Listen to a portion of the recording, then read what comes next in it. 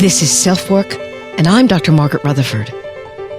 At SelfWork, we'll discuss psychological and emotional issues common in today's world and what to do about them. I'm Dr. Margaret, and SelfWork is a podcast dedicated to you taking just a few minutes today for your own self-work. Hello and welcome back to SelfWork. I'm Dr. Margaret Rutherford. I'm a clinical psychologist out of Fayetteville, Arkansas, and I started SelfWork almost 5 years ago now in order to extend the walls of my practice to those of you who might already be very interested in psychological and emotional issues. Maybe you're even in therapy. To those of you who've just been diagnosed with something and you're looking for answers. And to those of you who even might say, oh, I'd never go to a therapist, but you're curious enough or unhappy enough to listen in. I so appreciate you being here. Telling the truth can be hard, and most of us certainly tell what for some reason are called white lies, the most infamous being, oh no, you look great in that. But what gets in the way of being totally honest in therapy? Shouldn't you be able to tell all in a setting where the therapist's job is to understand and support? Maybe not. But I found some really interesting takes on the why of that and how actually lying can be used as an effective therapeutic tool. I'll offer a few facts about lying. We'll touch on some recent research, but I also want to talk about how the reasons you lie in perhaps therapy are also the reasons you lie in any other relationship. It's serving some function, and that's what we're going to talk about it and talk about what you can do about it. The listener email for today is from someone who read my blog post on enmeshment, which, just by the way, is the most popular post I have, with the 10 traits of perfectly hidden depression a close second. And he's looking for some answers. Those of you who might have had cruel or neglectful parents might not at all understand this man's plight. He was loved too much, but whether or not the boundaries of parenting were non-existent because you got manipulated through abuse, or whether they were non-existent because you weren't allowed or supported in building a life away from a parent, the damage can exist either way.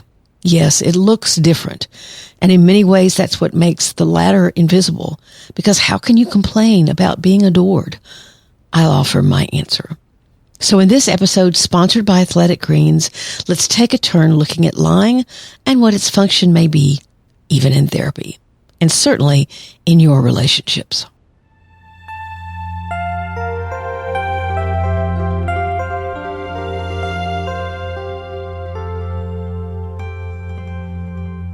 When you think of therapy being basically a relationship, even if a very unique one, then not always telling the complete truth becomes easier to understand.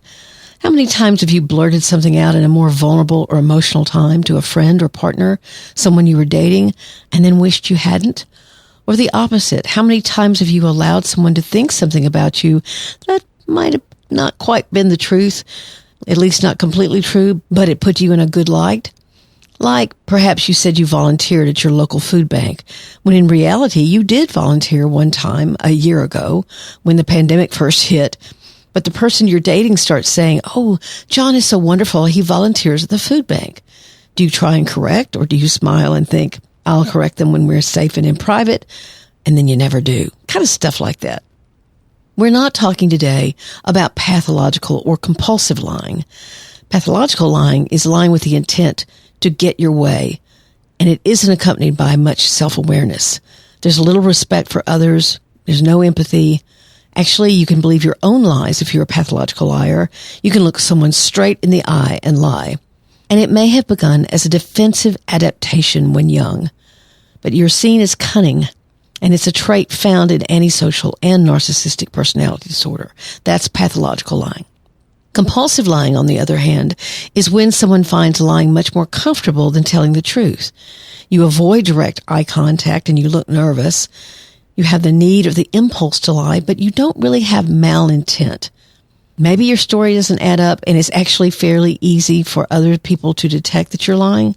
And it may or may not have an accompanying mental illness, but it can be found sometimes with ADHD, bipolar, or borderline personality disorder. But again, with compulsive lying, you just find yourself lying rather than sticking with the truth. Now, these types of lies can be serious problems. You can find out your spouse has a whole different family living elsewhere, or that they have a serious gambling addiction and have lost thousands of dollars. And so you can see those are very, very severe problems. Then there are also lies of commission, meaning you tell something you know is a lie, or omission, when you don't tell something that would be important to tell, often justifying that not telling by saying something like, it would hurt her too much to know, or it's just not the time. So you can lie by commission or omission. And people lie about odd things, or at least it may seem odd on the surface. An example that comes to mind is I saw a young guy and his wife, and this was a lie of commission. He made up a complete story that he'd been on a winning traveling baseball team as a child, and he'd only played actually a little on a regular team. It was so easy to find out, and he actually still argued that he'd done just exactly what he said and explained that no one remembered correctly but him. Another example, and this is a lie by omission, was a woman I worked with once that would order vast amounts of things that would come to her home during the day when her husband was gone. And then the very day they arrived, she'd mail them back. Sometimes she wouldn't even open them. It took hours out of her day to do this. When her husband asked what she'd done all day, she'd laugh and say, just normal stuff. It was normal for her. And by the way, secrets were abundant in this relationship on both sides. But she was hiding a severe shopping addiction. Mostly today, I want to focus on what functions lying serves. Because it seemed to me that although these articles that I found were talking about lying in therapy, I think these reasons also pertain to why you lie in any relationship. Let's see what you think. So for our purposes, a lie is a falsehood someone tells with the intent to manipulate, to hurt, to avoid conflict or something, but they lie with intent. I found a great deal of difference in the research on the prevalence of lying, basically how often do people do it. But basically, people who think they lie well do the most lying. That's not really surprising. And another study found that many people don't lie at all, so most lies are done by prolific liars. Here's the research, and I'm quoting. Higher self-reported ratings of deception ability were positively correlated with self-reports of telling more lies per day, telling inconsequential lies, lying to colleagues and friends, and communicating lies via face-to-face interactions. We also observed that self-reported good liars highly relied on verbal strategies of deception, and they most commonly reported that they tried to, 1, embed their lies into truthful information, 2, keep the statement clear and simple, and 3, provide a plausible account. So basically, if you're a really good liar and you get away with it, you tend to lie more. And then there are a lot of people who don't lie. I myself have never been a very good liar.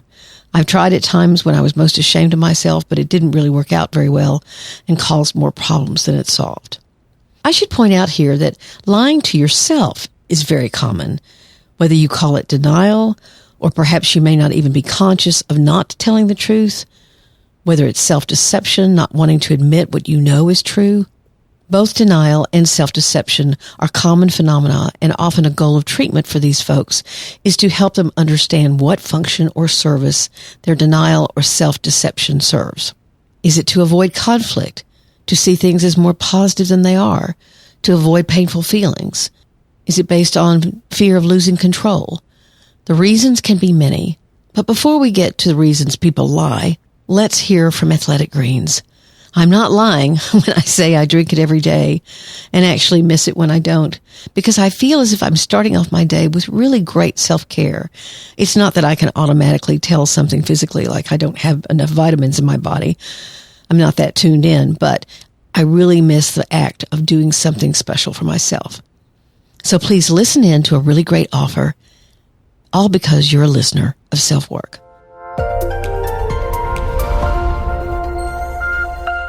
Athletic Greens came on board SelfWork now a few months ago with an offer for SelfWork listeners to try their product. And because of being a SelfWork listener, you'd receive bonus products as a gift with a subscription. I don't really know how many of you have tried it, but quite a few I can tell. And I'd love to hear from you about how you're feeling. Please email me at askdrmargaret@drmargaretrutherford.com because I'd love to share your experience here on SelfWork. So some of you are saying, what is Athletic Greens? It's a life-changing nutritional habit.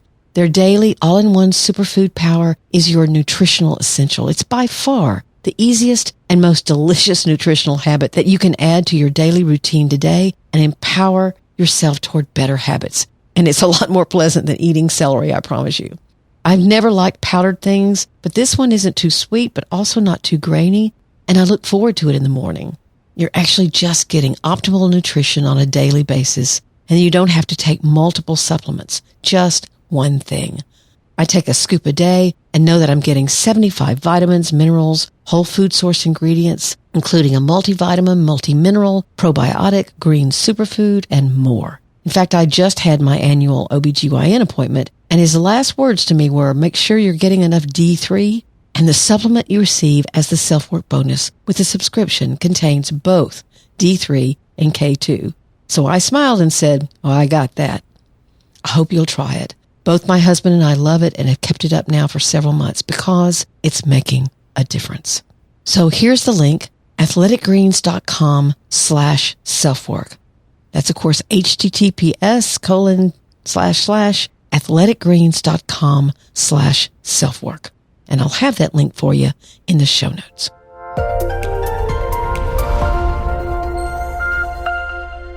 I read 2 really wonderful articles on the topic of why people lie in therapy, and as usual, I'll add in my 2 bits. The articles, one in Time magazine written by Candace Jalili, and the other in Psychology Today by Dr. Robin Kozlovitz. They both say that basically embarrassment is the reason why many people lie. Dr. Kozlovitz calls it trying on a success identity. That's kind of a fancy way of saying someone wants you to think well of them and see them more positively. The study in Time said 61% of respondents said they lied to their therapist because of embarrassment. Maybe you don't feel okay admitting that you had too much to drink at a party, and that was a huge part of the reason you can't remember how you acted. Or in an even more serious case, whether sex was consensual or not. Or maybe you got in an argument with your spouse, and you threatened divorce or used physical violence, but you don't want the therapist to see you as capable of that. So you leave that out. Obviously, you have to build trust in your therapist to feel safe, but this balance can be tough. Just like in any relationship, that thing you did that you fear talking about is usually helpful for you to talk about, but not until you trust the listener. The second reason for lying is to control things, not necessarily in a manipulative way, but maybe you're not ready to open up about something, and you're not quite sure what someone's reaction might be to you saying, I'm not ready to go there, or I'm not ready to talk about it. I always tell my own patients they are in control of how fast we go and where we go, unless there's imminent danger to them. Times article called this same thing or a similar thing, you aren't ready to relive trauma. I get it. Almost everyone I see after their first appointment, where I'm asking a lot of questions about their history, both as an individual and within their family, they will tell me that they were exhausted after that session. I often use the game of Jenga as a reference here because in therapy you want to talk about things slowly enough and carefully enough for you to remove that one piece, but not have your life come crashing down around you. That's a fine balance, but one that both you and your therapist want to be aware of, and in your relationships. In fact, usually a big flag goes up for me if someone starts telling me their life story as a friend without really knowing if they can trust me or not. I heard someone talking about the other day how oversharing is not the same thing as vulnerability, and it's not. And someone who jumps into a relationship and overshares may be needy, may not have a good sense of their own boundaries, because it's okay to not be ready to talk about something. You don't have to lie about it if you'll just say, I'm not ready to go there, as we said a few minutes ago. But some people struggle with setting that boundary. And so you have to control by lying. The third reason is not wanting to deal with any consequences. I recently had someone who I hadn't seen in quite a while come back into therapy, and they revealed suicidal thinking. So obviously they came back because it scared them. They also told a family member and then told me, I wish I'd kept it to myself. I feel too exposed, too pressured. This was true a little with me, but mostly with this family member. I figured this was happening because they canceled a session, which was rare. And we had talked about that sense of the cat's out of the bag. But the more we talked through the vulnerability that they felt, it was very helpful in the long run. And And so often you don't want someone to know about an addiction, or you don't want them to realize how intense your depression is or your anxiety. You don't want to be seen any differently. And so you'll make up a story to better fit what you want them to know about you and limit what they do not. Now, again, if you're not ready, that's one thing. But if you are hiding something actively, then that can become a problem, especially in your more intimate relationships or close relationships. I thought Dr. Kozlovitz had a great point about lying. Her third reason was that it was pragmatic sometimes, meaning that the lies serve the purpose to change real-world expectations, like how much you pay for therapy, or to avoid an unwelcome recommendation by the therapist, like something like, if this is how you feel, I think you need to be hospitalized. This is similar, if not the same, to not wanting to deal with consequences. And actually, talking about suicidality is one of the grand misconceptions about therapy, that if you talk about self-harm, that you'll instantly be sent to a psychiatric hospital. That's just not true. That decision is a much more complex one than that. And frankly, there wouldn't be near enough hospitals if everyone who had thoughts of self-harm were sent there. But of course, this kind of lying, where it's just pragmatic, it serves a purpose, can also really be manipulative in its most severe form. If you do it occasionally, that's one thing. If you do it all the time, that's a problem.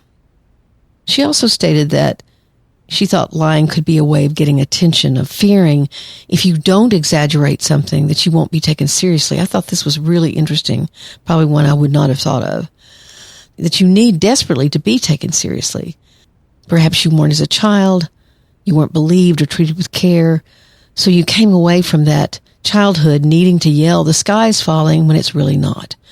And this can become a bad habit, where you exaggerate something to get attention, or then, as I listen to myself talk about this, I think, well, the other could be true too, that you minimize things. You don't want people to react to you or to respond to you, so you minimize because you don't want the attention, and that's actually a lie.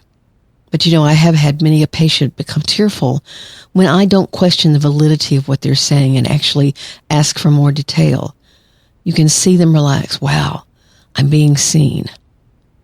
The Time article also brought up that you want your therapist to like you, so you try to please them. You may even become who you perceive they want you to be, and you lie by commission or omission to do just that. When I sense this as a therapist, I try to get very quiet but supportive, not leading in any way. So I give less information to my patient. These are the patients who might ask a therapist about their own personal life, make comments about what the therapist is wearing or whether or not they look tired. This is kind of sad to witness, as therapy should always be about the patient. Therapy isn't a friendship, it's a therapeutic relationship. What does this look like in real life? It can look like someone who always wants to know what you want and doesn't express much of an opinion. The lying, the invisibility, is based mostly on fear. If I show up, if I'm seen, then I won't be liked or I'll be rejected. So they just don't show up. That's usually lying by omission, but it could be commission. And obviously, when you're in a relationship, whether it's therapeutic one or not, when you can talk about it, to say, I'm really scared that if I tell you what I want, that you won't want to be around me anymore. It can be a great conversation to open up a sense of trust and vulnerability. So therapy mimics life. Some of the functions that lying serves in everyday relationships, it's also going to serve in therapy. But I do think it's interesting to realize and look back on what you may not have told the truth about maybe years ago in therapy, and now you talk about it openly because you can see your own growth. Or maybe it's not even in therapy. You look back on your life and say, I would never have told somebody XYZ about me. And now you talk about it freely. And that shows you how much more self-acceptance you have and how much more comfortable you are in your own skin.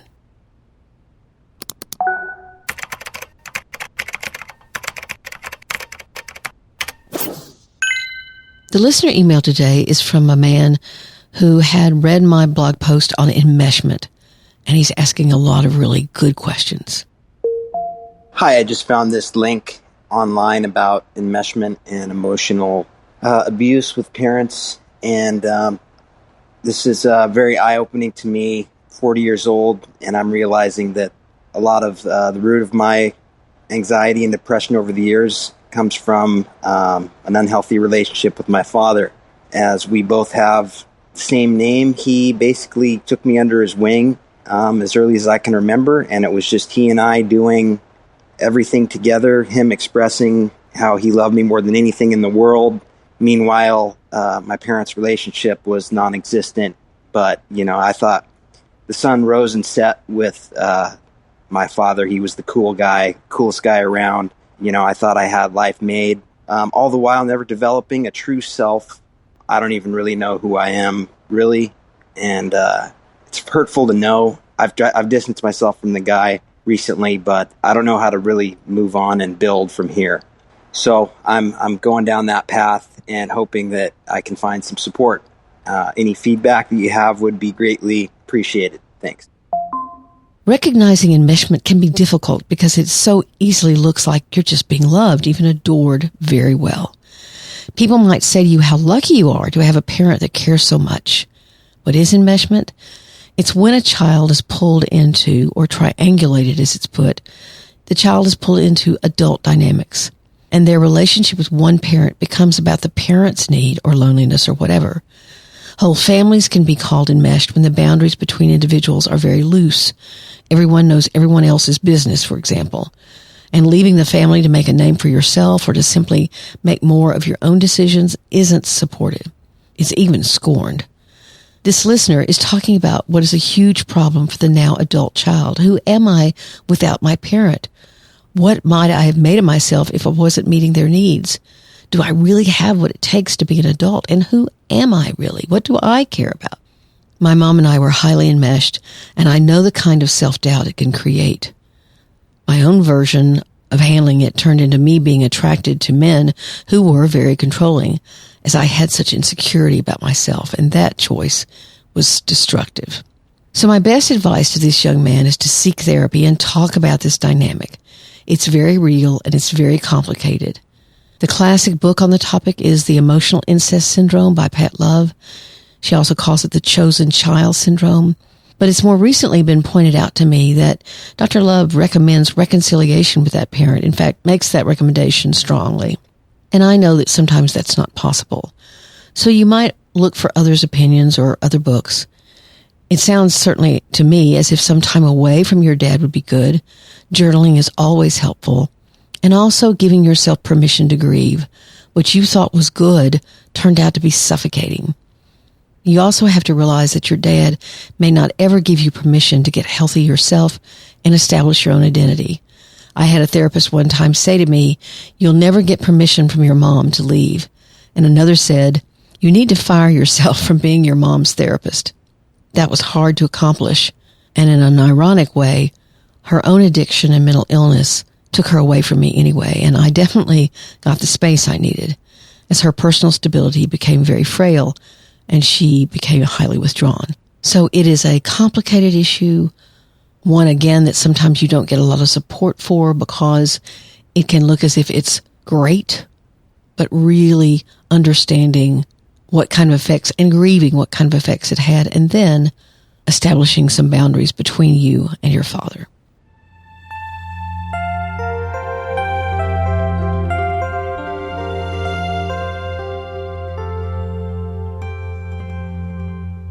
I want to thank all of you for being here today. I've gotten some really wonderful and very kind reviews on SelfWork this week on Apple.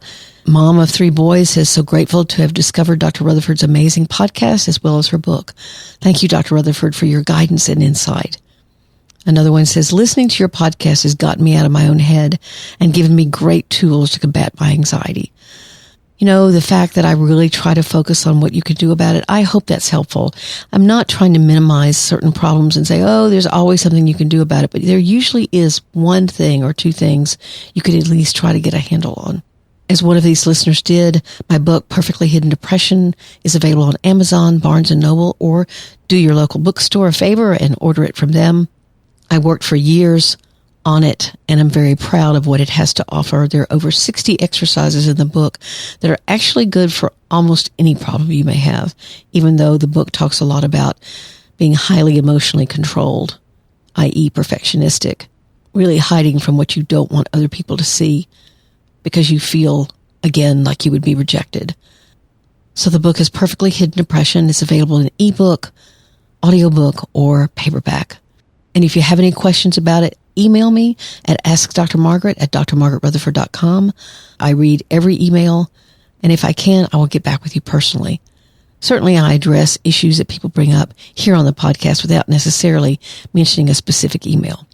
You may remember at the beginning of this broadcast, I talk about being from Arkansas, and Arkansas is one of the states that is really struggling to get everyone vaccinated. There's a lot of what they're calling vaccination resistance. I'm not here to make a pitch for vaccination necessarily, but I am here to make a pitch for trying to help one another stay healthy.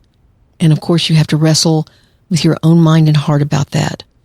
But please realize that your actions are impacting others. I have a Facebook closed group at facebook.com/group/selfwork, and I would love to have you there. Again, thank you all for being here. Take very, very good care. I'm Dr. Margaret, and this has been SelfWork.